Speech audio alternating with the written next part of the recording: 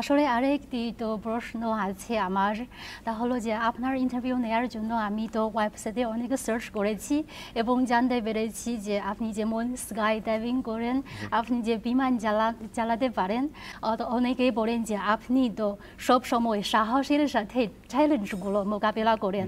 আসলে আপনি এই দায়িত্ব গ্রহণ করেন যে একটি খুব চ্যালেঞ্জিং সময়ে, আর অবশ্যই আপনার সামনেও অনেক চ্যালেঞ্জ রয়েছে। তাহলে তো আপনার আকাঙ্ক্ষা কি যে ভবিষ্যতে বাংলাদেশের অর্থনীতিকে কিভাবে উন্নয়ন করতে চান এবং দুদেশের সহযোগিতাকে কিভাবে এগিয়ে নিতে চান? ধন্যবাদ।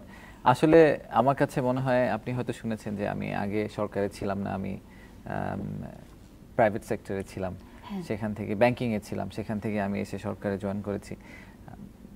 স্কাই ডাইভিং করার চেয়ে প্লেন চালানোর চেয়ে এটা আমার কাছে অনেক কঠিন একটা চ্যালেঞ্জ মনে হচ্ছে যে এত বড় ক্যারিয়ার সুইচ করা, কিন্তু ক্যারিয়ার সুইচটা আসলে আমরা করেছি, আমার মতো আরও অনেকেই করেছে, দেশে ফিরে এসেছে, দেশে ফিরে আসার চেষ্টা করছে, কারণ তারা আসলেই বিশ্বাস করে যে বাংলাদেশের সম্ভাবনা অনেক অনেক উজ্জ্বল, সম্ভাবনা অপার, এবং যদি আমরা বাংলাদেশকে আসলে ঠিকভাবে নেতৃত্ব দিতে পারি তাহলে হয়তো বাংলাদেশকে আগামী ৫-১০ বছরে চীনের মতো একটা জায়গায় নিয়ে যাওয়া সম্ভব।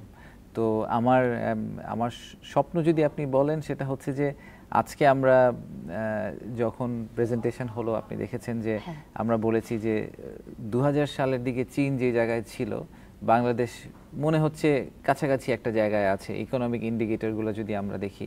তো আমার স্বপ্ন হচ্ছে যে যদি আজকে থেকে ২০ বছর পরে কেউ একটা প্রেজেন্টেশন দেয় তখন সে বলবে যে ২০২৫ সালে বাংলাদেশ সেখানে ছিল, আমরা দেশ হিসাবে সেখানে যেতে চাই।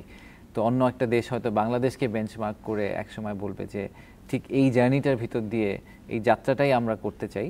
তো এবং সেই যাত্রাটা করার জন্য যা করা দরকার আমি নিজে থেকে সেটা করার চেষ্টা করব। আমার যে স্টাফ মেম্বাররা এসেছেন, যারা আছেন, যারা বিদেশ থেকে এরকম বাংলাদেশিরা ফেরত আসার চেষ্টা করছেন, তারা সবাই চান যে বাংলাদেশ যাতে একটা অনন্য উচ্চতায় গিয়ে পৌঁছায়।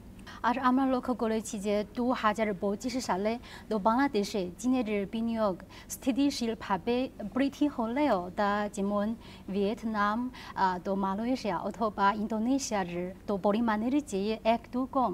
তাহলে এই পার্থক্যের প্রধান কারণ কি, তো আপনি কিভাবে মূল্যায়ন করেন? জি, ধন্যবাদ। বাংলাদেশ গত ১০-১৫ বছর ধরেই আমাদের জিডিপিটা বৃদ্ধি পেয়েছে, কিন্তু আমাদের ফরেন ডিরেক্ট ইনভেস্টমেন্ট যেটাকে আমরা বলি সেই সংখ্যাটা কিন্তু মোটামুটি একটা একই জায়গায় রয়ে গেছে দুঃখজনকভাবে। এবং তার একটা বড় কারণ আমি মনে করি যে বিনিয়োগ পরিবেশ যেটা, সেখানে আসলে যথেষ্ট পরিমাণ কাজ করা হয়নি, পরিবেশটাকে যথেষ্ট উন্নত করা হয়নি। একই সাথে বাংলাদেশের যে গল্পটা, কেন বাংলাদেশে আপনি বিনিয়োগ করবেন, সেই গল্পটা বিশ্বে আসলে ঠিকভাবে ছড়িয়ে দেওয়ার যে দায়িত্বটা আমাদের নিজেদেরই আছে, সেই দায়িত্বটা আমরা ভালোভাবে পালন করতে পারিনি। তো আমরা এখন যেটা করার চেষ্টা করছি যে অফকোর্স ভিয়েতনাম বা আপনি যেসব দেশের কথা বললেন তারা লাস্ট ১৫ বছরে অনেক দূর এগিয়ে গেছে, বাট আমরা এখন স্পেসিফিক্যালি এই ইস্যু দুইটাকে রিজলভ করার চেষ্টা করছি। বিনিয়োগ পরিবেশের জন্য আমরা বাংলাদেশে যে বিনিয়োগকারীরা আছেন, বিদেশি বিনিয়োগকারীরা অলরেডি আছেন, ওনাদের সাথে কথা বলে ওনাদের কাছ থেকে আমরা কিছু স্পেসিফিক সাজেশন নিয়েছি যে ওনারা আসলে কোথায় সবচেয়ে বেশি সমস্যার সম্মুখীন হচ্ছেন, এবং সেগুলো এরকম ৩০টার একটা লিস্ট আছে আমাদের কাছে। ২০২৫ সালে আমরা এই ৩০টা আইটেম আসলে রিজলভ করতে চাই, এবং আমরা সত্যি সত্যি মনে করি যে যদি বিনিয়োগের পরিবেশটা তৈরি করে দেওয়া যায়, আসলে বাংলাদেশের যে বিজনেস কেস সেই আর ভিয়েতনামের বিজনেস কেসের মধ্যে খুব বেশি পার্থক্য নেই, কিন্তু ওই জায়গাটায় আমাদের অনেক কাজ করার আছে।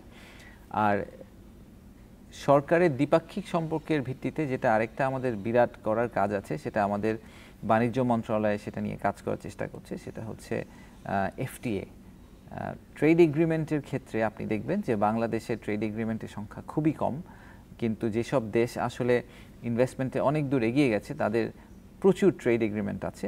তো আমরা সেই জায়গাটাকে আসলে একটু প্রায়োরিটাইজ করার চেষ্টা করছি, এবং চেষ্টা করছি যে আমরা আগামী ২-৪ বছরের মধ্যে কত দ্রুত বেশ কিছু ট্রেড এগ্রিমেন্ট সাইন করতে পারি।